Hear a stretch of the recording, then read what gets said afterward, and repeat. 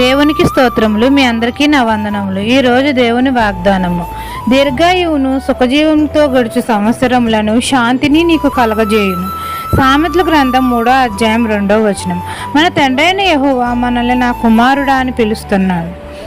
తండ్రి ఆజ్ఞలను మనం హృదయపూర్వకంగా అంగీకరించి వాటిని పాటించాలి. అప్పుడు తండ్రి మనకు దీర్ఘాయువును కలగజేస్తాడు. మన కుటుంబంతో సుఖజీవంతో గడిచే సంవత్సరములు దయా కిరీటంగా ఇస్తాడు. మనం జీవించే సంవత్సరములు అధికములవుతాయి. శాంతిని కలగజేస్తాడు. తండ్రి దయను సత్యమును ఎన్నడూ మనం విడిచిపెట్టకూడదు. వాటిని మనము కంఠభూషణంగా ధరించుకోవాలి. తండ్రి ఆజ్ఞలను మన హృదయం అనే పలక మీద వాటిని వ్రాసుకోవాలి. అప్పుడు మనం అందరము దేవుని దయను పొంది మనం జీవించు సంవత్సరములు దీర్ఘాయువును సుఖజీవంతో గడిచే సంవత్సరములు శాంతిని మనకు కలగజేస్తాడు.